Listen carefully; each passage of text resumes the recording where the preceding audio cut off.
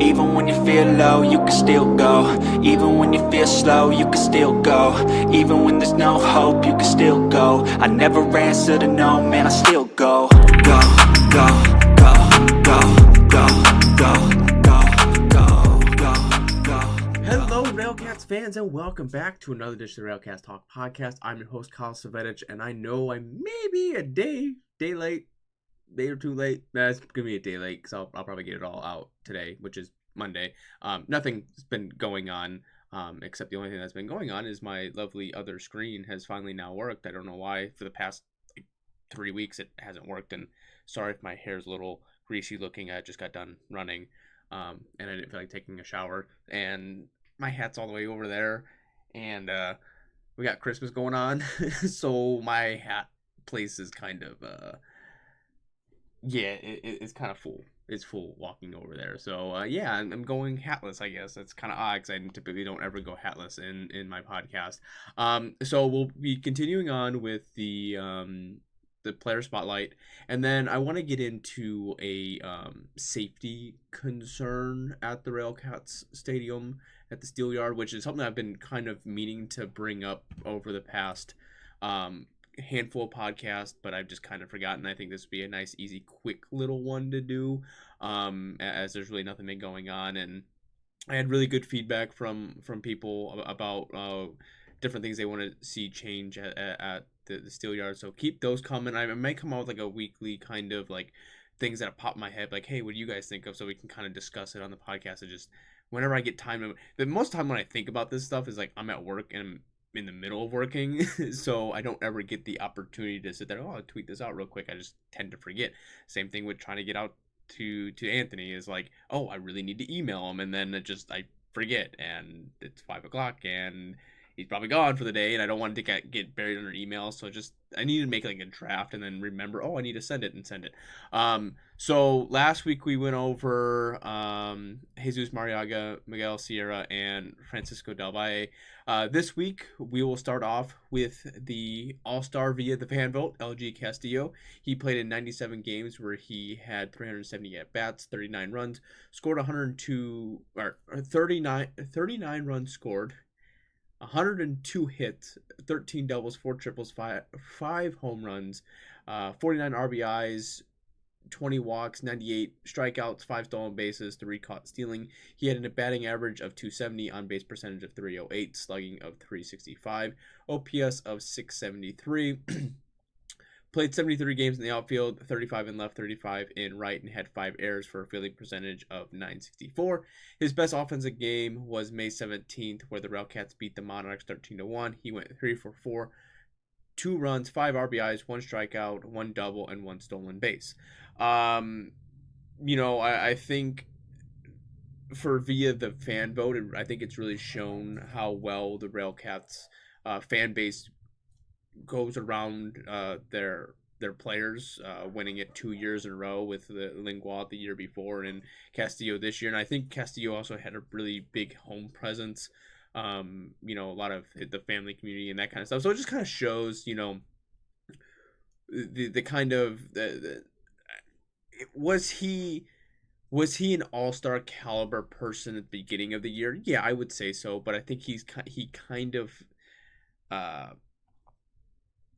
leveled out. I think we had higher expectations, I would say, of LG going into this year. I think he was consistent. I mean, there wasn't really anything out of the abnormal. It's not like he helped the team more than he hurt the team, so that's always a positive. I just think that the numbers, when you kind of look at it, a 270 batting average, which in this case really we can take it for being above average. Most of the time is that most people are at a 250 to 260 range on that portion of it. Almost an RBI every other game. The hits atop the hits there. He was productive. Don't get me wrong. I think him being an all-star was warranted. I just think that we were expecting more from him, and I don't think he quite delivered. But now on the aspect of it, you could say, well, the big thing with Gio Diaz, and there was so much, the Micheal Woodworth thing, and all that kind of, I think he just played a bit more of a quiet game this year. He was productive when he needed to be. There wasn't anything that really popped out. Doing these the best offensive games, there was a handful that I was like, how do I want to score this? His was at the beginning of the year when he was kind of hot. Then the rest of the year, there really wasn't any other game that really popped out at me. It was like, maybe I should, how many runs he scored, how many RBIs. This was like that one game that really he really produced a lot. And I mean, him coming, I want to see him come back next year. That's not what I'm saying. I think he is a good person for the lineup. I think he is an above average outfielder. I wouldn't say he's super solid. I know he had that one where the ball, he lost it in the sun. I think even last year kind of had a couple errors here and there. So I'm not saying that he's like super solid, but I would say he's reliable enough to be out there. So if he comes back next year, I would be obviously happy to have him. And I don't know if Chuck would really likes the way I'm wording all of this. But I think this was more of a quiet year. I thought we were going to see a little bit more from him on that portion of it. Going down to Daniel Lingua, he played in 88 games, had 318 at bats, 53 runs scored, 82 hits, 16 doubles, 1 triple, 5 home runs, 38 RBIs, 34 walks. 48 strikeouts, 25 stolen bases, and was caught stealing 6 times. Had a batting average of 258, on base percentage of 341, slugging of 362, an OPS of 702. Played 87 games at shortstop. 21 errors, fielding percentage of 939. He was traded to Sioux City Explorers for Miguel Sierra on August 26th. His best offensive game was June 2nd, where the RailCats lost the Canaries 13-12. He went 3 for 4, 5 RBIs, 1 double, 1 walk, 2 home runs, and a 2-run, which was a 2-run home run and then a solo home run. I think the biggest flaw going from last year to this year, last year really the offense ran through him. When he was being productive, the rest of the team was being productive, and this year it really wasn't the same. And I think we can attribute that to maybe we just attribute this whole year to a culture shock or a changing of guard situation with the RailCats, because when I get down to the next person, which is Micheal Woodworth, we'll get in a little bit more of what I think might have been going on. And I really think that this was a situation of maybe not players fully giving their full efforts, or they're giving their full efforts but they're not rewarded for those efforts. Baseball's such a humbling game. You could have you could not strike out all year and hit the ball every time and still have a batting average of 150. It's just a miracle how that kind of stuff works. You hit a hard ball, goes right to someone. A lucky weird bounce goes one way or the other. Someone gets doubled off, or sometimes it just doesn't. A fielder's choice is a big one as well, because maybe it's a play that you could have beaten out at first, but the guy decided to go to second, or tag the guy out going from the second to third, or whatever the case may be. So it's just always odd situations like that. Baseball is such a complex sport when it comes to that. So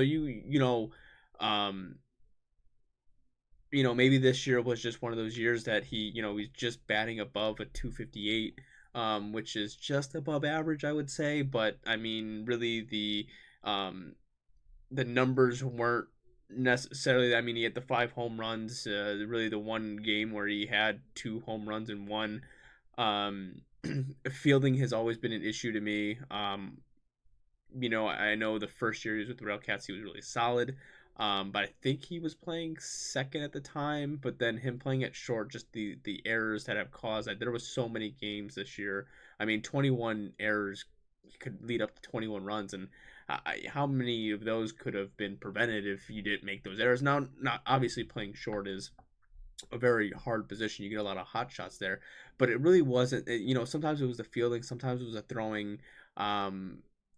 it just, to me, he wasn't very um solid based there. I mean, there was plays that he made that were spectacular. Don't get me wrong, he did, and him and Woodworth had a good situation going there. But it was one of those, like, he made the highlight reel.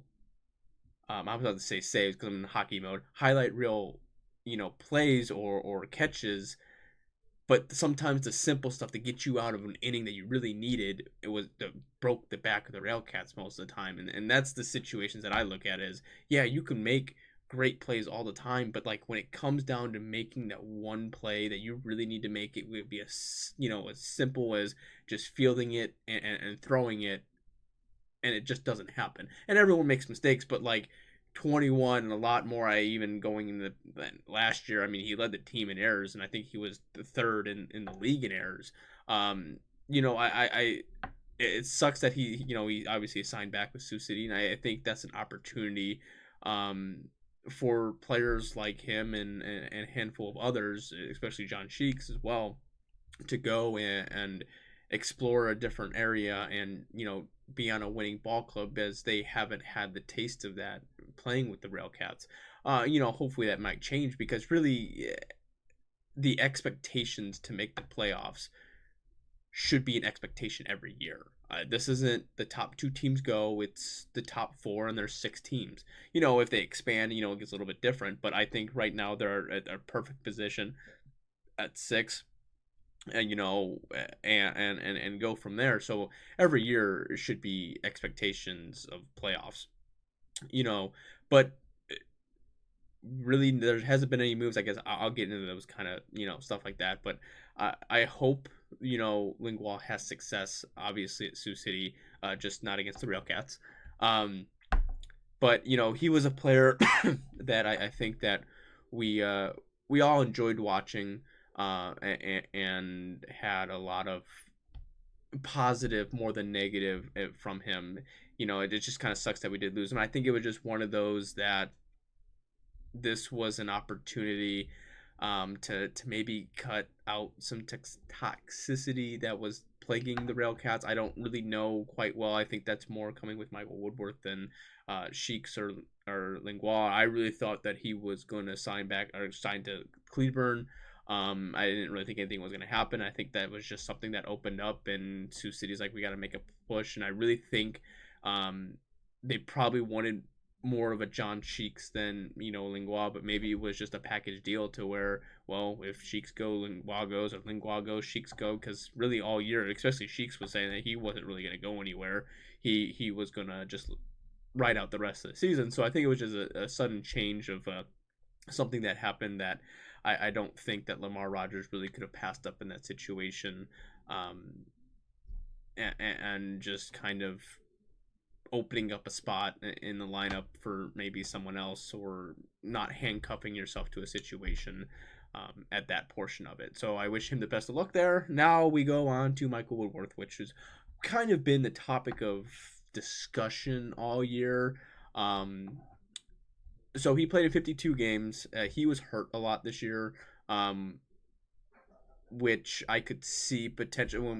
Let me read through this and then I'll get to what he had 200 at bats, 30 runs, 49 hits, 7 doubles, 4 triples, 1 home run, 16 RBIs, 20 stolen bases, got caught 7 times, caught stealing 7 times, 19 walks, 34 strikeouts, a batting average of 245, on base percentage of 340, slugging of 335, OPS at 335. I repeated a bunch of stuff. He played 49 games at second, fielding percentage of 988, had 3 errors. He was traded to King County Cougars for a player to be named later on August 21st. His best offensive game was May 11th. The Railcats beat the Salt Dogs 7-2, where he went 3 for 4, 2 RBIs, and 2 stolen bases.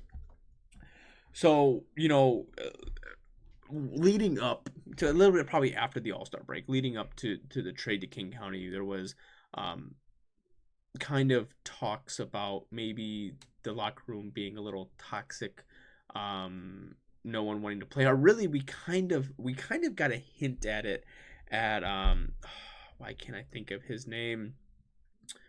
I may have to look his name up real quick because it's like on the tip of my tongue, but I forget. um, he was pitcher. Was it Ben Miller? I think it was Ben Miller. That's who I'm thinking of. When he left, let me see. Just want to make sure. I know his name was Ben, but I want to say it was Ben Miller. Yeah, it was Ben Miller.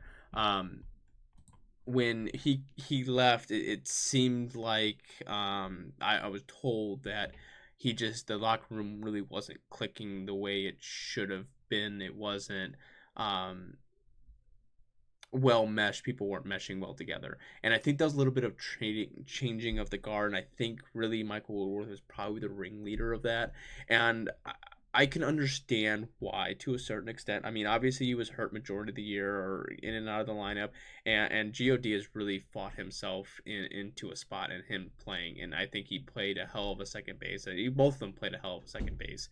But I think in the situation where we were at, who would you rather at second this year? And I said God is all the way. He was just batting more. He was stealing bases. He was being productive. He was the top. He fought himself into a lineup position, and I think maybe that kind of maybe ticked off Woodworth a little bit.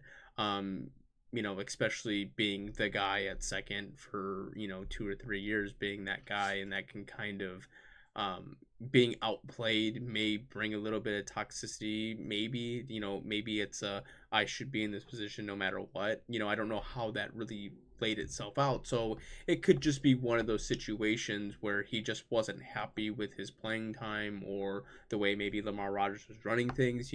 Obviously you had a changing in the guard between Taggart and Lamar. And, I think last year Lamar was kind of handcuffed in the situation that he was in because he was still playing everything out. He was still feeling things out. When you change up a bunch of stuff, maybe it was a hitting coach bring in or a pitching coach, a bench coach, or anything like that might change things for a person's perspective. And not saying that Micheal Woodworth's a terrible person for the situation. Maybe he just wasn't happy. And when people aren't happy, sometimes they tend to bring people down. And when you're a tight net group of players, and you get new players coming in, you kind of cause this rift anyways to the one side that the older players are maybe not being as motivated coming in. The new players are trying to be motivated, but there's this clash of the locker room, and that's probably what happened. And so to see him get traded, yes, sucked. But I think he went to a better situation, probably a situation that he wanted to go to. And it was just, all right, cut the loss, and go from there. So like I said, him and Lingua were a great duo up the middle. They made great plays. I'm not saying that they played hell. I mean, he played a hell of a second base. He was impressive to watch all year when he was playing in even the past year. But I just think it was just a matter of a change of scenery, and I think that's probably what it wanted. Maybe it wasn't even so much of the culture or changing of the guard or the coaching. Maybe it was just not winning. He wants to win, and sometimes when you're not winning, that can cause that as well. So that's gonna wrap that up for the player spotlight portion of the podcast. So we'll get into more discussions and stuff like that, but I want to get into the discussion about the safety that I brought up earlier. And this year really, let's bring it back to when the MLB decided that they were going to put netting up all the way down the foul lines to protect the fans. And at first I was like, okay, listen, you're going to a baseball game, and you should be watching the game, right? You really should be watching the game and seeing what's going on. This year was kind of a bit of eye opener. I know it's a little bit different being from an indie ball to professional baseball, because you don't get the same interactions with the MLB players as you do the indie ball players. And where I'm really getting at, not where I'm getting at, is not so much the seats themselves, but where the berm is. I would like to see some kind of netting at the berm for two reasons. The first main reason is when there's a lot of kids there, those kids aren't paying attention. And I don't know how many times the ball is getting hit over that. And luckily, I don't think anyone's really ever gotten hit. I think there was a couple close ones. But luckily somehow a kid has never gotten hit that I've seen. And every time the ball's hit and you get the comments of that's just not safe, or um, the player or the kid should really be paying attention. Where are the parents at? Blah blah, this and that. I understand when you go to a baseball game, you are at the risk of having something like that happen. But to me, is if you took, because originally those were seats there, and then you take that out and you make a berm there for these kids to play at. These kids aren't paying attention, so I really would like to see some kind of netting. It doesn't even have to necessarily go all the way down the dugout to the foul pole. Just a netting just to come down from maybe the top portion of the suites down to the field there, where that meets there, and so it blocks it off from maybe even a little bit of L shape to kind of prevent any hard line drives. A pop flies, you're not going to put a whole cage around it. Where I kind of got the idea from is I know I know Paulie's not going to like this one, but when we went to the South Bend Cubs game at the beginning of the year, last year, or at the beginning of whatever, they had like a water fountain kind of sprinkler thing for the kids to play in, and that had a netting across it to protect them from it. And then down below, they didn't have the full protection, so you were still kind of interacting with that. I'm just saying, I think there's something that needs to kind of be done. I think I would.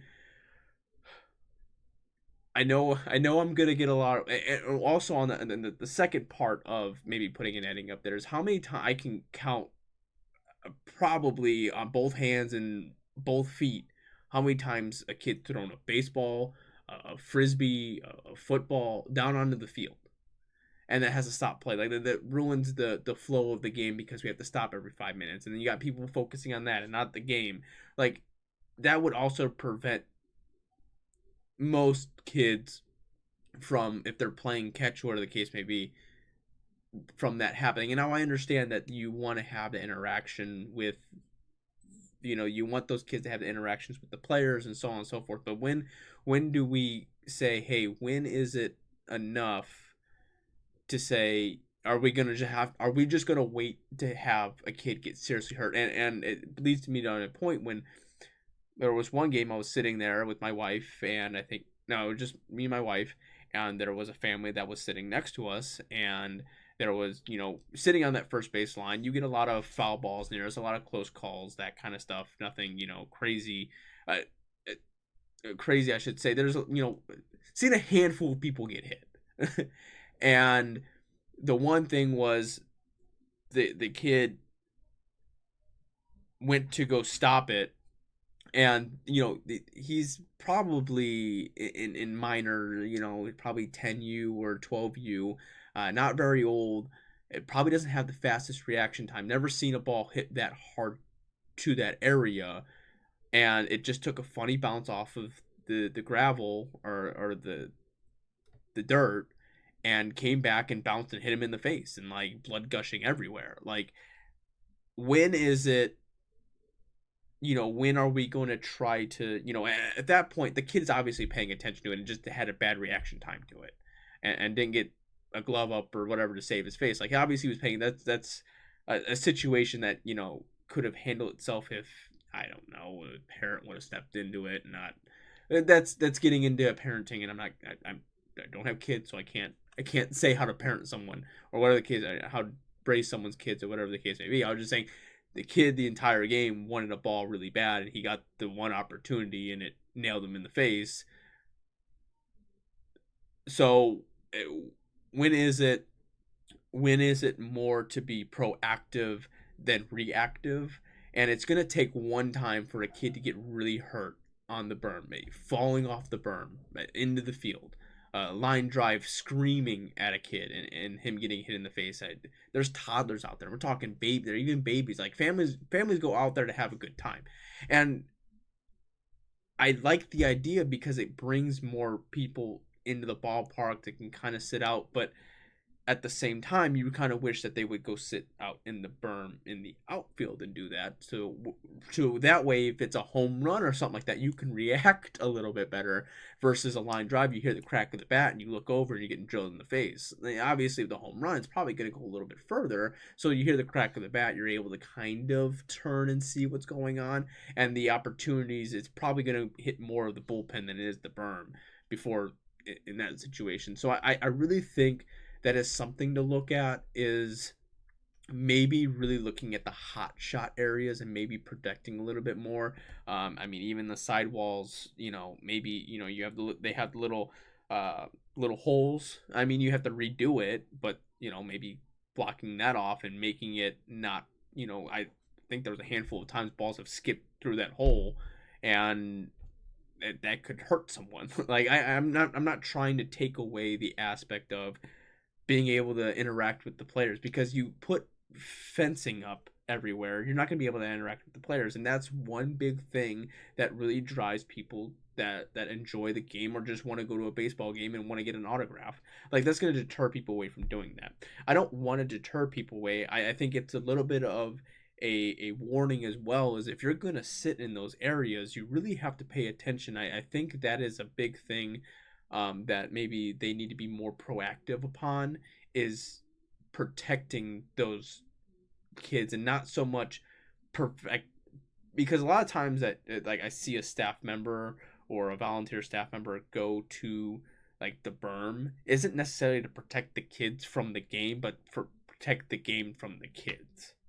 You know what I'm saying? I think it needs to be more of a situation where we're going out, if there's a lot of kids down there, to be more proactive, maybe having a guy there to help prevent, maybe catch something, or like a ball boy situation, having someone try to catch something or whatever the case.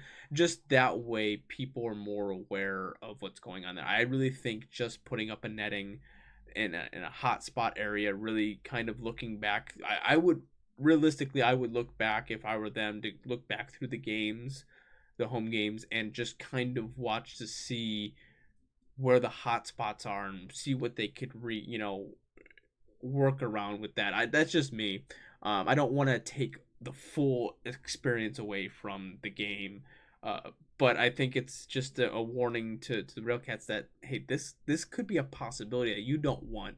And then also a warning to fans and family member and parents is, hey, you really need to watch your kids. I don't know how many times I see parents just go to the game and the kids just go off and play out the berm the entire time. And there's no like, hey, you really need to be careful. Like, if you're going to go over there, that's cool to play maybe in between innings, but while the game's going on, you have to pay attention. Like I said, I don't want to parent a child. I don't want to tell parents how to parent their children, because obviously, not having children, I don't have a leg to stand on in that situation. I'm just, I guess, from a human being standpoint, and not wanting to see kids get hurt. That was a real like shell shock to me when that kid got hit, because I was just like,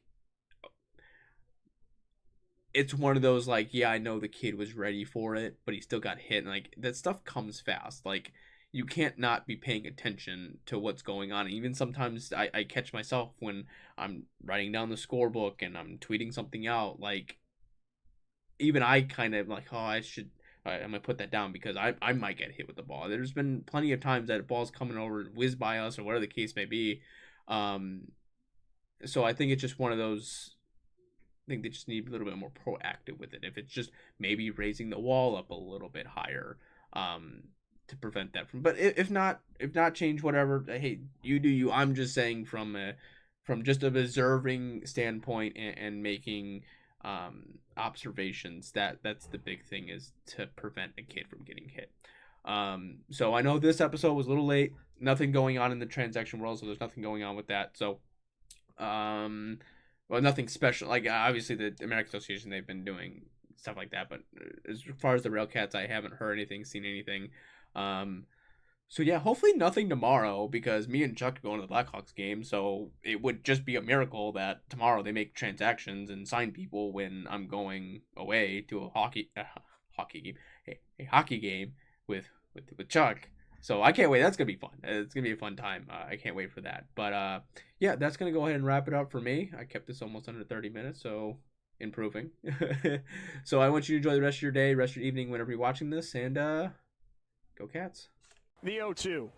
Swing and a miss, strike three. Wrap this one up in green and white.